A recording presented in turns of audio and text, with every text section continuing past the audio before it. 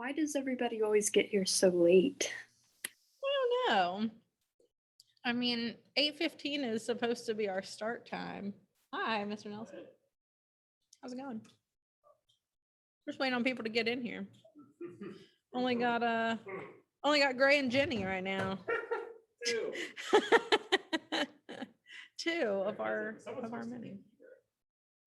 I mean, I saw that he was not supposed to be here all day, but I didn't know. Oh, they're all mine. Yeah, Sally and the Purple Socks. Somebody donated that one. Oh, here's Arya. Here's LeBron. I have a friend named Sally whose favorite color is purple, and she loves cozy things like cozy socks. So I had to ask her if she had ever read it, and she had. Morning. Good morning. Yolanda, you in the back? We're getting that one actually. By Sparky Anderson. I don't know who that is. I've never heard of that person. Hey, Mr. Nelson. What's up, LeBron? Not much. I did my little workout and I went for a walk. What do you say? Said he did a workout and went for a walk. Very good, buddy. Remember, you got to get your physical examination for the Navy will be coming up sooner than you think, so you better be getting in good shape. I know. I got my deadline on December the 8th. December the 8th. Oh, it's close, man. We got 3 months to train. Yeah, I gotta work a little I more. would be going for jogs if I was you, not for walks. You're gonna have to run a lot. Got it. Yeah. Uphill. Yo, let's go run the bridge. Let's go run the bridge together. You want to run the bridge? I mean, Sure. Sure, I'm crazy enough to do it. you don't have to be crazy. It's straight up. Nice. You know it's true. Even my own cousin know I'm crazy. I don't think anybody's contesting that part of it. Not the crazy part. Okay, we don't have Randall. We don't have Kyla, which the Kyla surprises me. But you know what? I'll go ahead and mark them absent. And if they show up, then they show up, and that's great. Okay, so I have not yet taken a look at your test from yesterday because I know that not everyone finished.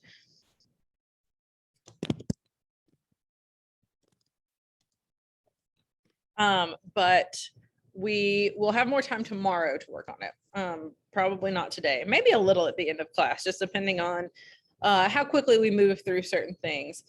So the first thing we're going to do is since the beginning of school to now, we've been looking at voice, and we're going to start moving into more specific things that make up voice. And the first thing we're going to look at is diction. So I'm actually going to read this thing to you because it's actually really good and helpful to understanding what diction is and why we make the choices that we make. Discovering voice. Okay. So I'm going to share my screen with you so that you can see it, but I'm just going to read this out loud. It's just like a page. And then we'll do our first work with diction. So diction refers to the author's, refers to the author's choice of words. Words are the basic tools of the writer, just as a painter uses color and light, or a musician uses sound and rhythm, just like we have looked at with the self-portraits and the songs that we looked at, the Beethoven and the Barber. A writer uses words. In order to write well, you have to find the perfect word. The perfect word is clear, concrete, and exact. In other words, it says exactly what you want it to say, is specific, and creates just the picture you see in your mind. A character doesn't just look for something, she rummages. You don't hang around the house, you sop around the house. The perfect word perfectly expresses the feeling and idea you want to get across. It's not always easy to find the perfect word, however. If the word you already know isn't the perfect word, stretch yourself a little. Ask someone for a better word. Look up the word you know in a dictionary and look for synonyms. Or you can try a thesaurus, one of the writer's most valuable tools. Both dictionary and thesaurus are easily found online. Some words are especially overused and tired, certainly not perfect. These words have lost their freshness and impact. Avoid them at all times. Below is a short list of words that you should avoid. They're general abstract words that create no clear picture in the reader's mind. Consider these forbidden words and eliminate them from your vocabulary. You'll be a better writer for it. Now we're going to look at these words, and you kind of have to understand that there might be a scenario where this is the word you're trying to use. It's the perfect word for the situation. But overall, these words are overused and not very specific. Good, nice, pretty, beautiful, fine, bad, thing, really, very, terrible, wonderful, and a lot. All of those words, there are probably words for most contexts that are going to be more specific and more closer to what you're trying to say. My English teacher, my senior year of high school, who was just like one of the coolest guys I've ever met, but super eccentric and weird. He forbid us to use the word great. He was like, it doesn't mean what it used to mean. And we overuse it. We say everything's great. And if everything is great, nothing is great. So we had to, if he caught us using the word great, and he would try to trip us up and make us say it, we would have to give him 50 cents and put it in this jar. And he would like collect our money. He had a few other things that he collected money for. I think at the end of the year, he like gave it all to charity or something. I actually don't remember what he did with it. But the point of these words being forbidden is that there's just almost always something a lot more specific that you can use. I've had multiple teachers tell me never to use very, because if you're saying like very, if you're saying very funny, you could probably instead say hilarious, hysterical, something like there's a stronger word to use other than saying very pretty, breathtaking, awe-inspiring, something like that. We want to aim for the strongest word that we can. He was the coolest guy ever, actually. I was just telling them about my teacher my senior year who wouldn't let us use the word great, and he made us pay him 50 cents every time we used it. He would try to like trip us up. Yeah, he also had a thing about puns. And if you intentionally made a pun, he had this big gong in his room and you got to bang the gong. But if you unintentionally made a pun, you had to pay him $5. Okay, moving on. Hold on. You gotta pay the guy unintentionally making a pun. You gotta pay $5. Yeah. I don't think teachers are supposed to be taking money from students. Oh, it wouldn't fly these days. What are you taking money from students for? Hey, hold up. I will be a brokest man. Tips.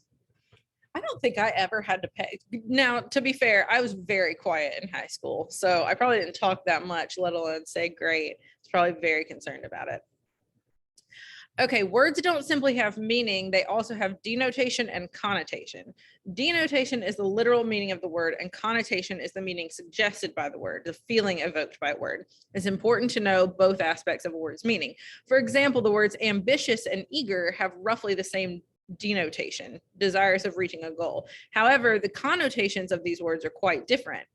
Ambitious carries with it the feeling of wanting something for selfish reasons and with a determination that sometimes ignores the effects of actions on others.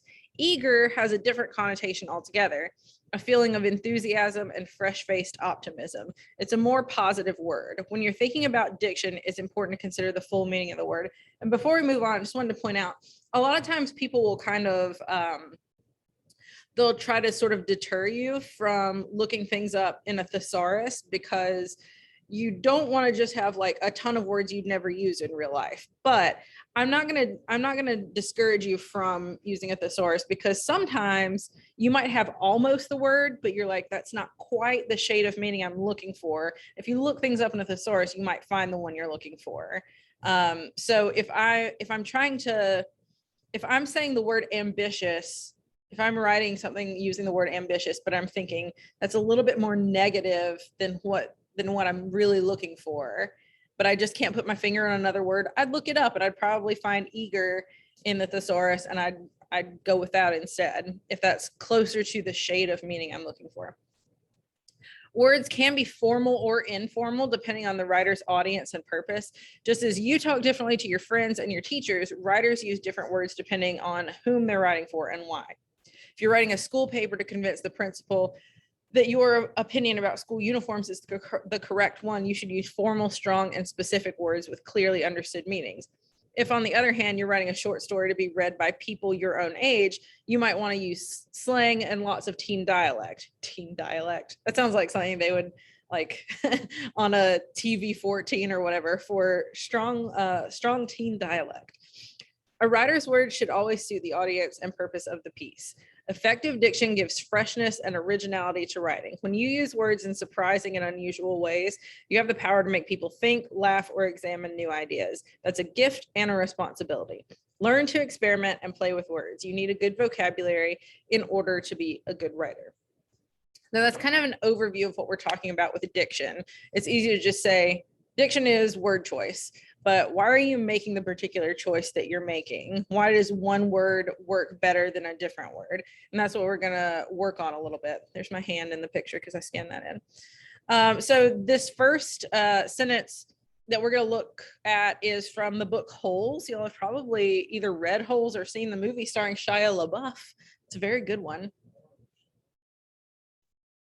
And the question freaked me out as a kid because there's a scene in the movie where there was a lizard in the desert and he was looking at the lizard, and I didn't know that lizards could do that thing where they like throw out their neck, that specific type of lizard threw out its neck, and like the little wings came up, and it freaked me out so bad. I don't like that movie just because of that, and I feel like that's very silly, but I just can't get myself to watch it just because of that scene. No, that sounds kind of freaky. As soon as you said there's a particular scene in that movie, Mr. Nelson said with the lizard. So he knew what you meant. That movie was not for me. I saw that movie like when it first came out. So it's been a long time. That was like before Shia LaBeouf was crazy. So the things we're going to look at are, what picture do you get in your mind when you read the second sentence? I'm questioning this second sentence. 1 second. I think I made a typo. I have this actual physical book. You know, we might just work through all of diction first, and then it's supposed to be Kate. I was like, why? What sense does this make? Kate. And then we'll look at the second sentence after the second question after we read it.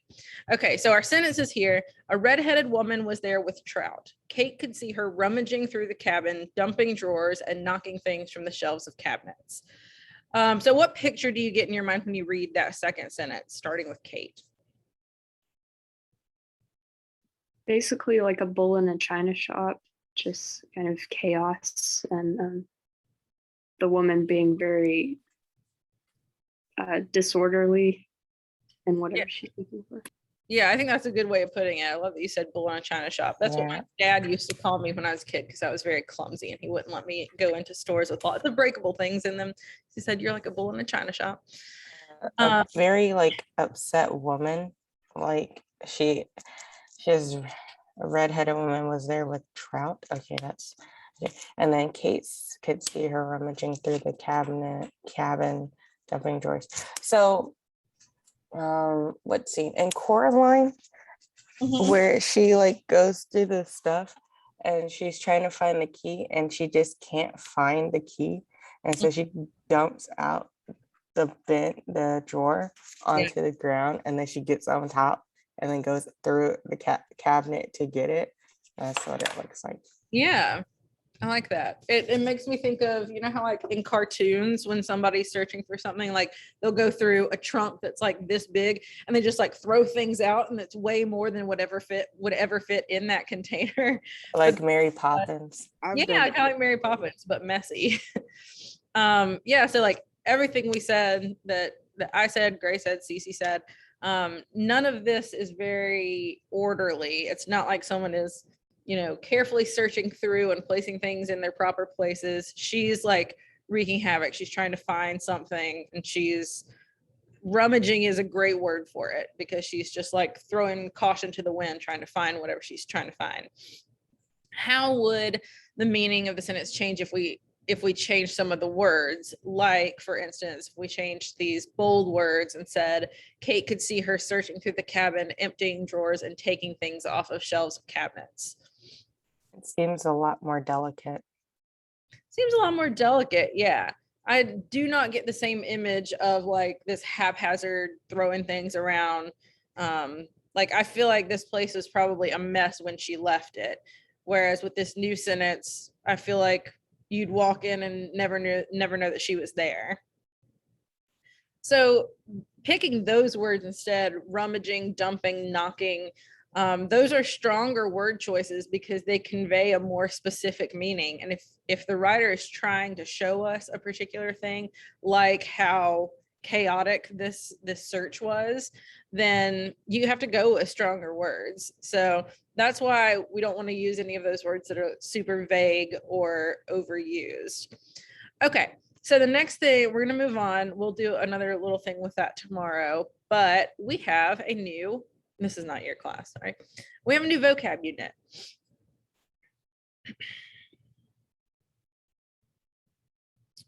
And it is called Canterbury Tales vocab unit. Like usual, is this Canterbury Tales? Where's my Canterbury Tales? Canterbury Tales. Like usual, we'll go through the words together. I'll give you all a few minutes to complete the sentences and then we'll go over them.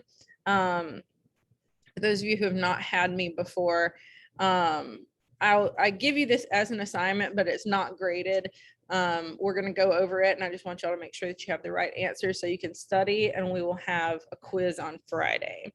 So you will probably have heard one or two of these words, but maybe not a lot, because some of them are sort of old-fashioned words. I mean, they're still used now for sure, but the thing we're going to be reading is pretty old. So the first one is pilgrimage, and I feel like we came across the word pilgrim recently, and I was like, not like a Thanksgiving pilgrim. And the Chaucer. Yes, that's right. It was. Yes, and that all ties in because we were talking about how they go from wherever their homes are and make a pilgrimage to the shrine of the martyr, St. Thomas. So a pilgrimage is a journey, especially a long one, that's made to some sacred place as an act of religious or spiritual devotion. So back then, they all made this pilgrimage to go and worship at this shrine. The second one is renowned, which means known or talked about by many people, or famous. You may have heard of renowned authors, renowned artists. Sundry is of various kinds. I feel like you always hear various and sundry things. It just means various, sundry. Befall means to happen, especially due to fate, and that's got a negative connotation since we just talked about connotation. Normally, people don't talk about good things befalling them; they talk about bad things befalling them. Tragedy befell her. Good things can befall you, but that's just not the connotation that the word has. Devout means having or showing deep religious feeling or commitment. Hasten means to hurry or to move hurriedly. Unseemly is number 7, and it means not proper or appropriate. It's just kind of seedy, kind of inappropriate. Number 8 is absolve, which means to set free from blame, guilt, or responsibility. Like if you go and confess to a priest, they're supposed to absolve you of your sins, which may have just given away one of the sentences. I don't remember. Threadbare means becoming thin and tattered with age. And lastly, this is a weird word, malady. Sounds like melody, but with an A. Malady is a disease or ailment. So you've got these 10 sentences and it's 8:34. Let's check in at 8:40 and see if y'all need more time. And if you do, that's fine, but I'm gonna stop sharing and turn off my my video, and I'll check back in and see if we are ready to go in a few minutes and we'll go over it.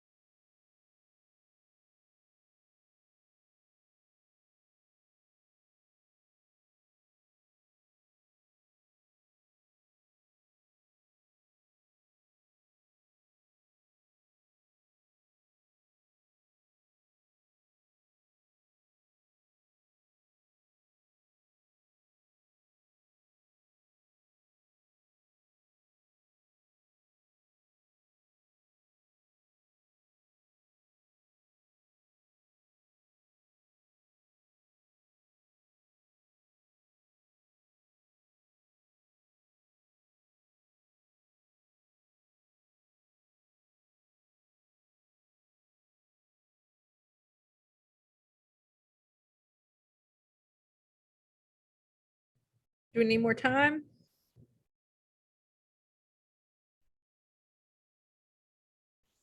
Okay, looks like everybody is good to go. All right. Number 1. The old gentleman wrote a letter leaving all his possessions to his butler in the instance that any kind of fatal misfortune should blank him. Before.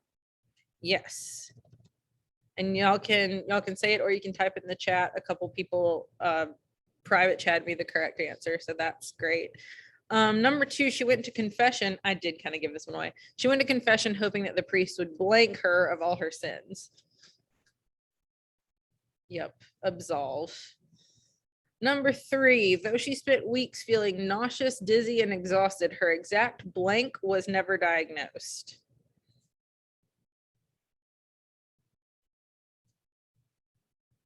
Yep, a couple of people got it right in the chat. Malady is the correct answer. Number 4, my sister and I make a blank to Raleigh, North Carolina every year for a bluegrass festival where lots of big names perform and many smaller bands are discovered, which I don't actually know. I don't think we're going to go this year. And we didn't go last year because they didn't have it last year. Pilgrimage is correct. I said pilgrimage. Pilgrimage. Yes, that is correct. Number 5, this is not true anymore. You can tell I wrote this at the old building. Since we only have 2 minutes between classes this year, it's important for students to blank to their next class so they are not counted tardy.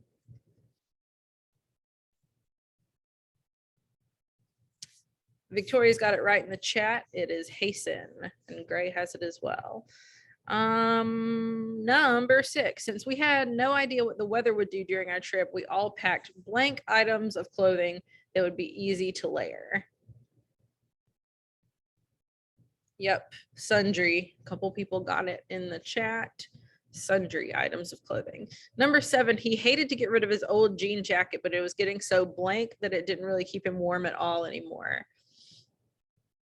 Threadbare. Yep, good job. Number 8, when J.K. Rowling liked my tweet about her new book, I felt honored to have been noticed by such a blank public figure. Renowned. Renowned, yes. That was also a few years ago. Good question in the chat I have, is threadbare only used for clothing? Not necessarily clothing, but I think it might only be used for like fabric or like material, because you could have like a threadbare old blanket, but you wouldn't have like a threadbare old desk. Like it wouldn't be, I guess anything with threads, now that I'm thinking about it. I've Made from I've heard it used as like if something like a word or something is super cliche and overused, like threadbare principles or threadbare. Yes, that's a good point. Or if you have like a half-baked idea, you could say it was a threadbare idea. Yeah, that works. I know the YouTubers named Threadbanger. They're pretty cool. You what? YouTubers named Threadbanger. They do a bunch of weird crafts. Wow, never heard of them. But then again, I'm not up on the YouTubers, so it's not surprising. Number 9, everyone found it blank that the woman remarried only 2 days after her divorce had been finalized. Yep, unseemly. It's a little unseemly. And number 10, though he grew up going to church every Sunday, he is no longer as blank as he once was and now only attends on Easter and Christmas. Devout, yes, good. Several of y'all were typing right answers every time in the chat. That's awesome. Okay, we have 20 minutes left. Okay, I think we can do this. And we probably will use up all of the class today. We don't always go the whole time, but I think today we're gonna have to. We're gonna start some new notes, and while we're virtual, I will also post the notes on Canvas. So if you don't want to take notes of your own and just want to like listen and look at the presentation, that's totally fine for today. But I'm going to try to breeze through this pretty quickly.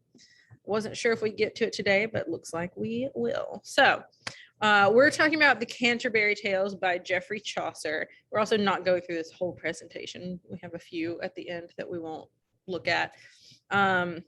hang on one second. I'm going to cut off my video so I'm not distracting myself with my own face and move my little bar here. Move. Okay, so he was alive from 1343 to 1400. So we're talking a long time, but compared to Beowulf, fairly recently, actually. He was a dominant literary figure in the 14th century, one of the most popular ones. And a lot of people consider him the father of English literature. Does anybody just remember offhand from the web quest why he is called the father of English literature? Because he used like common English for the first time. It was the first time literature wasn't specifically written for like aristocrats and stuff. That is exactly right. Yeah, like he made literature more accessible to so many people because he was writing in just common language. He had a really interesting life, actually. He was born the child of a wealthy wine merchant, which was like exactly the place in society you should be if you're going to move up. Like most people did not move through society, but he became, because of the opportunities given him by his having like a fairly wealthy family, he became a page in a royal household. He got to be educated. He spoke French, Latin, and Italian. He became a soldier and a diplomat, and he became a member of parliament. There's a huge upward trajectory in his life, which was pretty uncommon to see back then. He wrote the Canterbury Tales around 1385 AD. And it's almost like an anthology, the Canterbury Tales. And he wrote 120 of them. He planned a lot more, but he died before he completed them all. Oh, sorry, I think he wrote 30, but he had planned 120. He wrote about all classes in the Canterbury Tales, which gave us a glimpse of English society at the time. Mostly it was just wealthy people writing about wealthy people, but he wrote about everyone from all different classes. The idea of the Canterbury Tales is actually pretty cool. He went against tradition because he wrote in Middle English rather than in French, and French was like the language of the educated at the time. And so by him writing in English, that was really what gave him the title Father of the English Language, because he wrote in the language of the people. That's just some images of him and his work. Okay, so the hierarchy of the social class during his time, up at the top was the nobility and the ruling class. And you'll see on this slide, it's got all these examples beside it, like that one has knight and squire. The reason it's got those is because all of the Canterbury Tales, each of the tales is from a different person's perspective. And so there's one that's the knight's tale, one that's the squire's tale. Then you have the clergy, which is below the nobility or ruling class, but still very respected. And you can see there's a monk, a friar, a prioress, which is not even a word we really say anymore, parson, summoner, pardoner. And then middle class, that's more like, you know, normal people, merchant, doctor, student, and the wife of Bath, which is one of the most famous stories from the Canterbury Tales. And then the lower class, you can see they're like hard workers, the peasants, miller, plowman, skipper. And so that's another example just to kind of show you that he did in fact write about all of these classes, which most people probably would not have even been able to do because they hadn't been exposed to people of every class. But just with the way that his life kind of went, he was exposed to all different types of people and was able to write about all different types of people and kind of show everyone else different aspects of life that were different from their own, which is pretty unique at this point in time. So we talked about this a little bit with the web quest, the Code of Chivalry. It said that Eleanor of Aquitaine was really the person who encouraged this in people. She encouraged knights to fight for their fair maiden. And this was kind of the code of chivalry for knights. A knight must be true to his God and a defender of the faith. Again, this is still a very religious-based society. True and loyal to his lord and king, true to his lady, humble and modest in daily actions, and brave and fierce in war and adversity. That's the code of chivalry. That's what we expect of knights. I'm a little curious what's going on with this knight's head in this picture. It's very long and pointy, and it's got like spots on the side. Hope he's okay. I think that might be hair. You think that's hair? I think so. He looks like I can't remember which one, but the fattest one between Ed, and Eddie. That's Ed. Ed, that's It Ed. is Ed. Doesn't he kind of look like him? My boy Ed, yes, sir. Hey, you call him fat. That was the strongest. And he was a I don't special remember, young man. but well, between the other two, he is the fattest one. The one with he's got like kind of a tall head like that, and he's sort of got like yellowish skin. Yep. No, Ed of Ed, and Eddie. Oh, man, wow. Love that show. I said this knight kind of looks like him, like his head shape and Oh, look at stuff. that, yeah, Evan's my favorite. Ed was your favorite. I think Eddie was I think Ed with two D's. The tall yellow one is Ed. Yeah, he's like, No, The that's dumb- Double D. Double D, the smart one. yes, Double D is the smart one. That's the one I liked with the hat. Yeah, and then Eddie was the one who was trying to get coins all the time. Yes, that's right. I'm glad we learned that. Okay, the code of the clergy, which are church folks. A member of the clergy must be chaste and pure, which typically that means a celibate life, no sex for members of the clergy. That's part of being chaste and pure. They must be devoted to God, obviously. I mean, they probably wouldn't be in this position if they weren't devoted to God. Obey God and biblical law. Take vows of poverty. They had to vow not to become rich because they needed to remain humble and not be focused on material things. And they, Then what's What? the whole point? what was the point of the poverty? Yeah, what's the whole point? If you want them to be humble, they can still have money. Just make sure they be humble. Well, I think it's a little bit easier to make sure that you're humble if you don't have money. And they don't want to focus on material things. You can't be bold if you're broke. You can't be bold if you're broke. That's actually a pretty good tagline. It is much harder to be bold when you're broke. And number 5 on this list goes into the poverty thing. They would achieve heavenly reward through earthly denial. And this has been a thing in religion, a lot of different religions for a very long time, probably forever, that like if you deny yourself earthly pleasures like material things and money and all the things that are a good time, then you'll have a bigger reward in heaven. So that's why they do those things.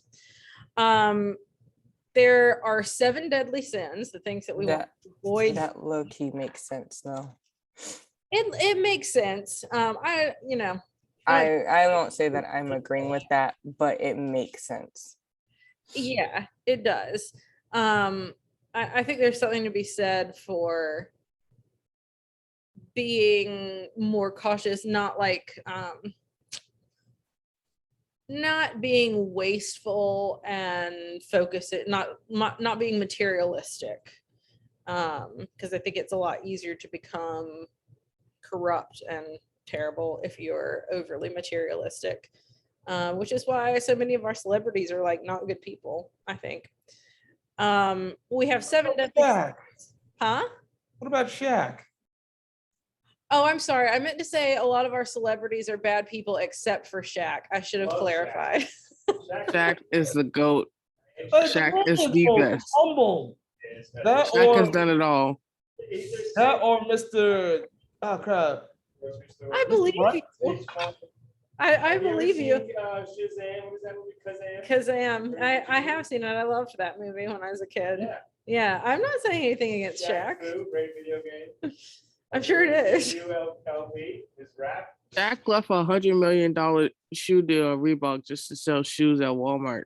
One of the members of U2 is very humble. He has this really weird house in Ireland that's like for lower middle class people when he's a cajillionaire. Well, that's, I I like mean, watching him get out of the car. I'm certainly not saying all celebrities are bad people. I don't think they are, but I think a lot of celebrities let their money kind of affect them and make them very materialistic. And Like don't- like Will Smith. Oh, hot take. Oh no. is Will he, Smith. he's not a good person? He sold out and now he just no, wrong person. What's his name? Hold on. Pharrell Williams. Pharrell Williams. Oh, Pharrell Williams. That's who it is. yeah. That's who's a bad person. not him. Yes. Okay, let's move on. We're running out of time. 7 deadly sins. Gluttony, which is eating too much. It could be more things than just eating. It could just be like having a lot of No, you're right. It's having a lot of something. having a No, lot of eat. something. Yeah, like overstuffing yourself with anything, like having too big an appetite for anything. The second one is avarice or greed, which I think we know what that is. Sloth, laziness, lust, vanity, pride, and anger. Those are the things that we want to steer clear of. On the Oh, other, vanity. I never hear the word vanity a lot. you don't hear the word vanity a lot? Yeah, when every time you talk about the 7 days sin, they always skip vanity. I don't know. Oh, what- what the heck is vanity? Being vain, being too concerned with your appearance and your reputation. Ah, I see why they never put that in. You can add that to lust. What? Vanity and lust. You can add those two together. Well, they're not the same thing. Hmm. Because lust is like particularly a sexual appetite or like craving things that you don't have, whereas vanity is more like being overly proud of the things you do have. Okay, and so on the other side of that, there are also moral virtues. Moderation, do everything in moderation, which is, I mean, that's the opposite of gluttony. Don't overdo things, do them in moderation. Generosity, diligence, which is like hard, careful work. Love, modesty, humility, being humble, and forgiveness.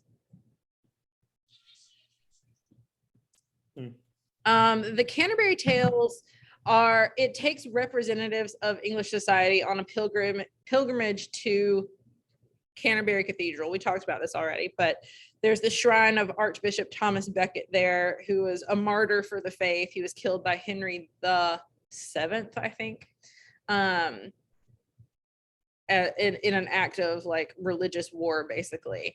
And he became a martyr. So they all take this pilgrimage to go worship at his shrine. So these pilgrims, and we saw on the slide that had the triangle with the hierarchy of society, each pilgrim has a speech and a tale that matches a real person during his time. So like he kind of heard these stories of different people and wrote them down into these fictional characters. There's 30 characters all in all, representing all different social classes. Even though the people are fictional, they do have realistic settings and occupations. Like if someone, like the wife of Bath is representative of someone who really would be from Bath. And these are just 3 of the places that we talk about. The Tabard Inn, which is where they're staying as on their travels. The Canterbury is the town, and there's the Canterbury Cathedral, which is where the shrine is, and then the shrine of Thomas Becket. 30, we're only going to be reading the prologue, and I don't think we'll get to it until next week. But, well, we might get to a little bit of it on Thursday, but it's just kind of an overview. It tells you like a very brief thing about the people that are on this journey, or very brief in comparison to the whole Canterbury Tales, which is quite long. 30 pilgrims are on their way to Canterbury to pay homage at Becket's tomb. They're all traveling together, and they each agree to tell 2 tales on the way to the shrine and 2 tales back, like tales from their life or like a fun story that they know. And whoever has the best story will receive a supper paid for by everybody else. Whoever wins, everybody else will cover their dinner. Which is kind of a fun idea, honestly. Like, let's go on this journey together and just trade stories, and whoever's got the best story will buy your dinner. That's pretty fun. So this is the last slide we're going to look at, and we're not even going to go into it in very much detail, but you've got your narrator, who's kind of the one that's like, hey, let's all tell stories, and introduces us to each different character. But in the prologue, he just briefly goes through, like, we had a knight that did all this stuff and a squire who did all these things, and just kind of goes through not even all of them, but a lot of the characters. So that's about it for today, which is good because we don't have that much longer. Whoop, nope, I'm not doing that. Did I stop sharing my screen? I meant to. Okay.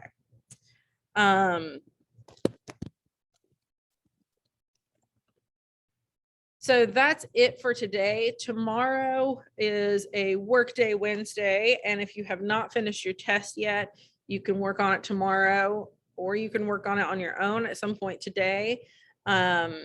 I will let you know when you get into class tomorrow. If you haven't turned these things in, this is what you need to work on and get turned in. At this point, some things are going to be too late to get any credit for, but some things will not be. So I'll let you know tomorrow what those things are. But hope everybody has a good rest of their day, and I'll see you tomorrow. Hope you have a good day, Miss McClellan. Yeah.